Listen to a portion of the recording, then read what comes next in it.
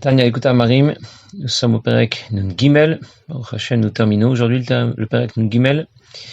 Nous sommes à la page 148, la dernière ligne. Ze Shamar et Inuka. Nous avions terminé la dernière fois le développement que présentait l'Admor Zaken au sujet du concept appelé Shrina. L'Admor Zaken demandait au début du Perek Nun Aleph comment peut-on parler de la Shrina, de la présence de la Shrina, Beth Amikdash, plus qu'ailleurs. Dieu est omniprésent, mais lokol haaretz kevodo. Et il expliquait que le concept de Shrina correspond au mouvement à partir duquel l'essence du divin va intégrer la création. C'est ce qui se révélait dans le premier Beth Amikdash, dans le Kodesh et Kodashim, avec plus de puissance dans le premier que dans le deuxième Beth Amikdash. Et maintenant, on retrouve la Shrina dans la Torah. Ça veut dire que dans la Torah se projette un niveau du divin qui est décalé par rapport à la création, supérieur à la création, qui s'y révèle sans avoir été occulté par les clipotes, comme dans le reste du monde. Et l'Admor Zaken va maintenant revenir à la première question qu'il avait posée. Il avait rapporté le mot de Inuka du Zohar qui disait que de la même façon qu'une flamme a besoin d'huile pour prendre sur la mèche, la flamme de la Shrina a besoin de Maasim Tovim pour prendre sur le corps. Et dans cet exemple, le Maasim Tovim était comparé à l'huile. Pourtant, d'habitude, l'huile représente plutôt la sagesse. C'est la première des facultés de l'intellect, la plus haute de notre système. Comme l'huile qui flotte au-dessus de tous les autres liquides. Alors pourquoi dans le Zohar, on a comparé l'huile au Maasim Tovim, aux mitzvot, aux bonnes actions? Et il fallait déjà défricher cette question, pour ça que l'Admor Zaken nous a expliqué ce que représente déjà la Shrina dont il est question dans cet exemple du Zohar. Et il nous a aussi souligné le lien direct et profond qui existe entre Chochma et Malchut, qui correspond à la sagesse et l'action, c'est ce dont on a parlé la dernière fois. Comme on le retrouve dans le Pasuk, Hashem b'Chochma yesaderet. Hashem a établi la terre avec sagesse, dans l'expression du Zohar qu'on a aussi cité la dernière fois, Baïsad Brata, le père qui est à l'origine qui a établi sa fille. Et dans l'expression du Zohar, dont nous avons parlé la dernière fois, on comprenait que la sagesse suprême de Dieu était en rapport direct avec l'action, avec Malchut. Et on l'a retrouvé maintenant, précisément dans les 4 coudées de la Halacha. Et bien sûr, avec toutes ces idées, on commence à entrevoir la réponse que l'Admor Zaken va donner. Alors il dit, Ze Shamar Inuka denora ila dadikal reshei shrinta. Et ça que disait le Inuka, l'enfant qui s'exprime dans le Zohar. Et qui disait que la flamme de la Shrina, qui est au-dessus de sa tête, Itzterich le Mishra, a besoin d'huile. Perush litlabesh bechorma nikret shemen mishrat kodesh, ça veut dire l'huile qui est ici représentée ici par la sagesse. Habituellement, c'est la sagesse de Dieu. Shemen mishrat kodesh, qui représente l'huile d'onction sainte, l'huile qui d'habitude représente chorma. Veinu nuvdit tavin. Mais il s'agit aussi de bonnes actions, c'est-à-dire Entariag mitzvot, ce sont les 613 mitzvot, anim shachot mechormato idbarech, qui proviennent de la sagesse suprême de Dieu. Que vient de nous dire ici l'Admor Zaken? La Shrina ne peut prendre sur le corps qu'à condition qu'il y ait de l'huile. L'huile représente toujours chorma, la sagesse supérieure de Dieu, la sagesse suprême de Dieu, ce qu'il y a de plus haut, de plus saint, comme dit le Pasuk, Shemen Mishrat Kodesh, mais l'huile représente aussi les mitzvot, les Maasim Tovim, les bonnes actions, parce qu'elles dérivent directement de chorma. En d'autres mots, les mitzvot sont l'expression, la réalisation de la sagesse suprême de Dieu. Et on a donc bien répondu à notre question. Tu te demandes pourquoi l'huile dont il est question dans l'exemple de Inuka représente la Maasim Tovim, les mitzvot, et pas Chorma, la sagesse de Dieu. C'est très simple. Dans les mitzvot, je retrouve l'expression et la réalisation de la sagesse suprême de Dieu. Et l'Admor Zaken explique que cette flamme, la flamme de la Shrina a besoin d'huile pour prendre sur la mèche, que delechos or Shrina beptila, pour que la flamme de la Shrina puisse prendre sur la mèche, nefesh achionit begouf anikret ptila al derech mashal. Il s'agit de l'âme animale qui investit le corps et que l'on appelle la mèche, qui comme pour une lumière matérielle. La lumière va éclairer davantage, la flamme sera plus pure lorsque la mèche va se consumer. Eh bien, car or Ashrina shora nefesh elokit aide kian nefesh abamit, la flamme de la Shrina va briller sur le nefesh elokit quand le nefesh abamit va se consumer vitaprutam chashranenora mriou limit kabutzadikim, lorsque le nefesh abamit va être transformé en lumière, lorsque l'obscurité sera transformée en lumière, c'est ce que réalisent les tzadikim, et olefachot aide kian nevusha, ou tout au moins, si le nefesh abamit n'a pas été transformé, au moins les vêtements du nefesh abamit, c'est-à-dire marshava dibur umaaseh, et en ayant transformé l'obscurité des clipotes en lumière, lumière divine, Amlubash, Mnuchad, Marshava, Dibur, Maaseh, Tarim, Mitzvot, Torah, Bevenonim, les 613, la lumière de Dieu qui est introduite, investie dans les 613 mitzvot, comme elle se pratique en pensée, en parole, en action, c'est ce dont les Benonim, c'est ce qu'un Benoni est capable de faire. Bien, que vient de nous dire ici l'Admour Zaken? Cette flamme dont on a parlé, la flamme de la Shrina a besoin d'huile pour prendre sur la mèche. La Shrina a besoin de Maasim Tovim pour prendre sur le corps. Ça veut dire que la mèche est comparée au corps, à l'âme animale. Et en d'autres mots, plus la mèche se consume et plus la flamme va briller. Et ces quelques mots de Inuka nous donnent un message majeur. Dans la vie, on ne peut pas en même temps briller comme une flamme pour Torah Mitzvot et en même temps briller comme une flamme pour les plaisirs de ce monde. Si la flamme brille pour Torah Mitzvot, la mèche noircie se consume.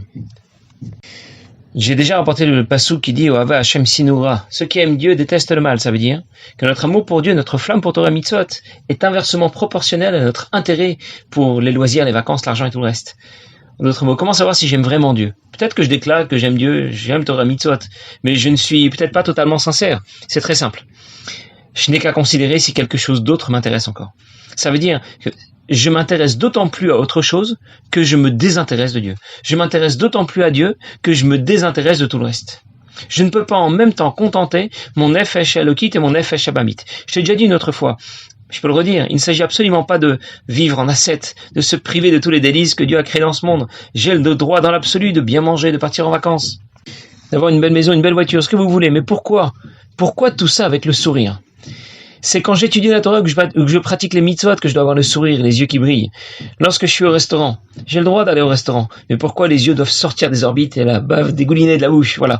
On n'est pas obligé d'y trouver là tout son plaisir. On retrouve cette idée dans le Mashal de Inuka. La flamme brille quand la mèche, ça veut dire le corps et le Nefesh Abamit se consument et noircissent. Bien sûr, on se connaît. Et on sait très bien que quand on se fait plaisir, quel que soit le domaine, argent, vacances, loisirs, peu importe, on a vite fait de glisser. Ça veut dire que ça va finir par nous plaire. On va s'y intéresser davantage, toujours plus. Et notre flamme pour Torah et Mitzvot va briller d'autant moins. Et il faut donc savoir freiner un peu notre Nefesh Abamit, dans ses pulsions, dans ses envies. Et c'est ce qui donnera plus d'élan à notre Nefesh Elokit. L'élan du Nefesh Elokit va donner une nouvelle impulsion à notre Nefesh Abamit, à notre âme animale, mais cette fois dans la bonne direction, dans la pratique concrète des Mitzvot qui implique notre Nefesh Abamit et notre corps. Alors je referme la parenthèse et je reviens à notre sujet. Nous savons maintenant que l'huile représente la Torah, Chochma, la sagesse de Dieu. La Torah est l'expression de la sagesse de Dieu. Mais l'huile aussi représente, l'huile représente aussi les mitzvot. Malchut, les mitzvot sont la réalisation de la sagesse de Dieu. Et je comprends que la flamme a besoin d'huile pour brûler sur la mèche. Mais pourquoi Inuka a dit qu'il s'agit des mitzvot?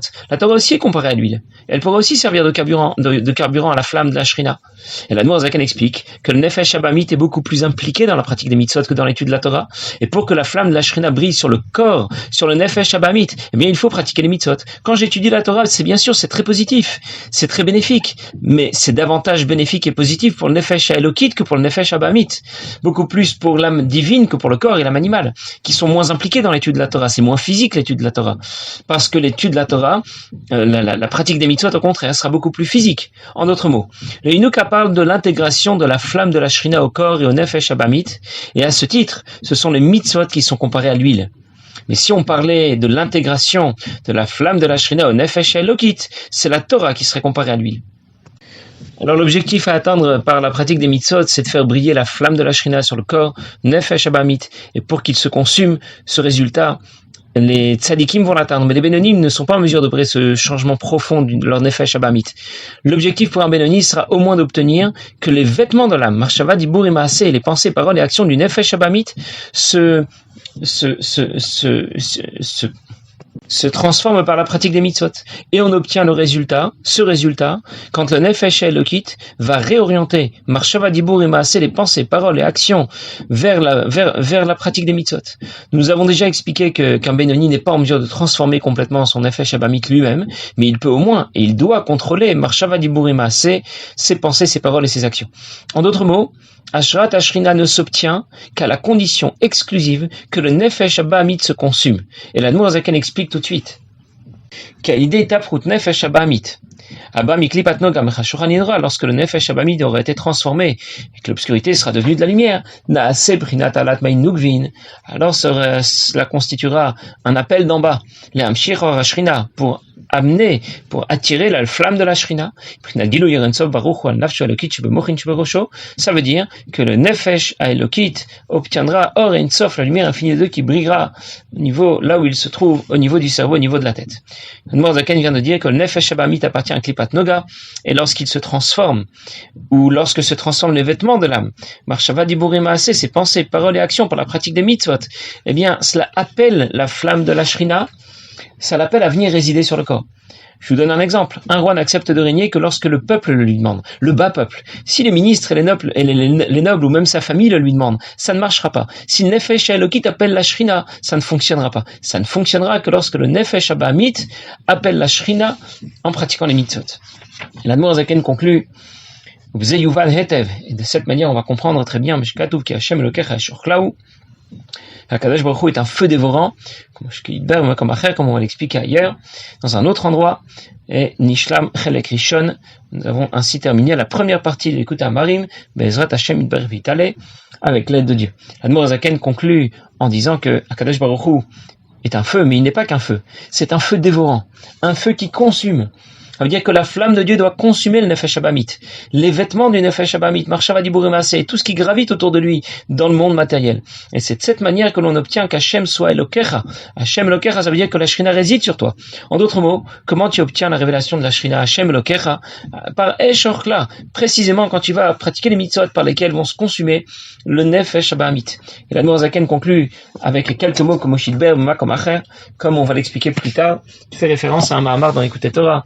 Sur ce mamar, on explique ce pasouk. Et c'est comme ça qu'il conclut la première partie de l'Écoute Amarim. Chassidim raconte au sujet de cette première partie du Tanya, l'Écoute Amarim Chelek Rishon. Le Tanya commence par la lettre Tav, Tanya, Besof Paregim Al-Denida. Et se termine par un Aleph, puisque c'est marqué comme Moshidem, Makom Acher. Dans un autre endroit, mais Makom Acher est écrit sous la forme de Rash et Tevot. Il y a Bet, Mem et Aleph.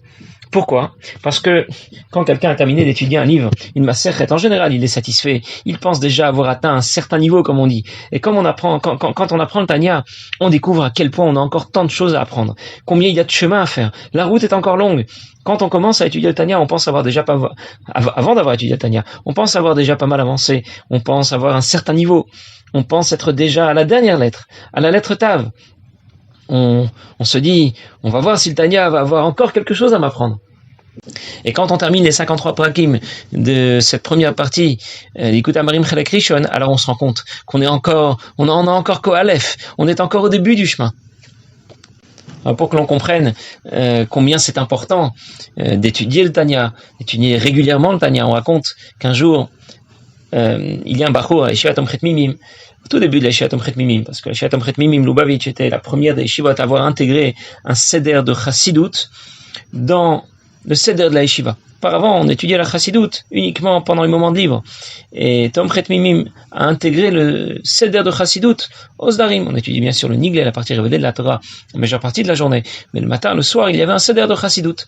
Et il y avait là-bas un Bachou qui avait des petits soucis de santé et le médecin lui avait demandé de prendre une demi-heure par jour pour pouvoir faire une petite promenade. Et il s'est demandé mais où il allait trouver cette demi-heure. Le programme était tellement chargé, il ne voulait pas rater de shiurim et les récréations étaient déjà aussi chargées. Et donc il ne voyait vraiment pas où il allait pouvoir trouver cette demi-heure. Et puis il s'est dit que à mesure où le matin il y avait un shiur de Tanya, une petite demi-heure, 20 minutes, une demi-heure, un shiur où le Maggid Shiur ne disait pas des choses extraordinaires.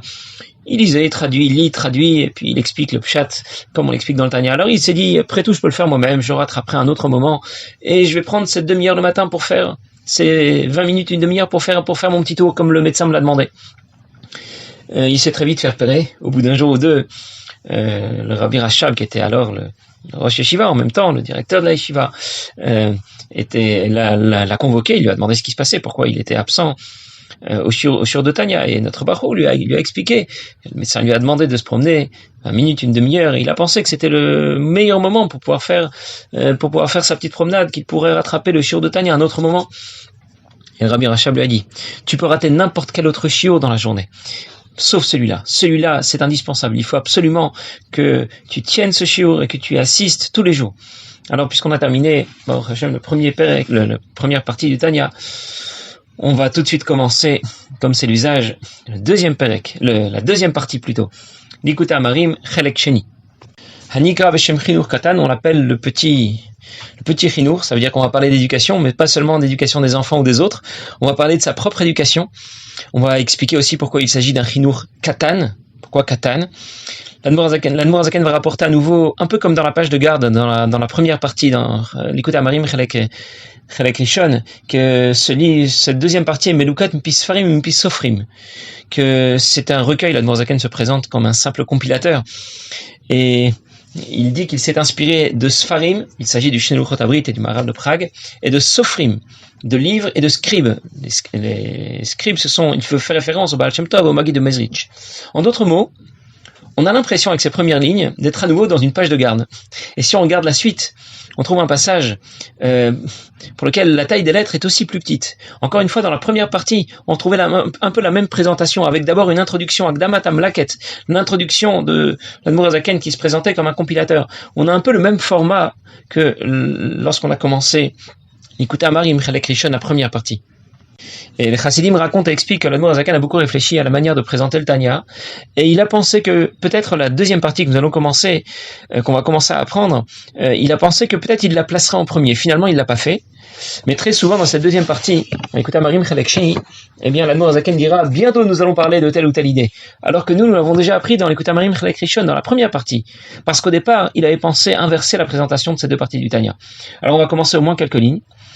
Chanor Lanar Alpi Darko rapporte un pasouk qui dit, c'est un pasouk dans Mishlei, éduque un enfant, un jeune, selon son chemin. Gam ki yaskin le yasumi mena, même lorsqu'il va vieillir, eh bien, il ne s'en écartera pas. Nous, on aurait voulu dire, si tu éduques un jeune homme sur le bon chemin, il continuera à bien se comporter et ce sera très bien. Ce qui nous dérange, c'est que là, c'est écrit Alpid Darko, sur son chemin. Et le sien, ça veut dire qu'a priori, ce n'est pas le bon, c'est ce que l'Admor Zaken va dire tout de suite. Hinemidirtiv Alpid Darko. Il s'agit de son chemin. Ça veut dire qu'a priori ce serait pas le bon. Alors, pourquoi ça a l'air d'être présenté comme un avantage? Même lorsqu'il va vieillir, il ne s'en écartera pas. Pourquoi nous dire qu'il va poursuivre sur ce chemin qui est le sien? On aurait dû nous dire qu'on attend qu'il retrouve le bon chemin. Et l'Admor Zaken va expliquer qu'on veut parler dans ce pasouk de deux façons différentes de s'engager dans Avodat Hashem.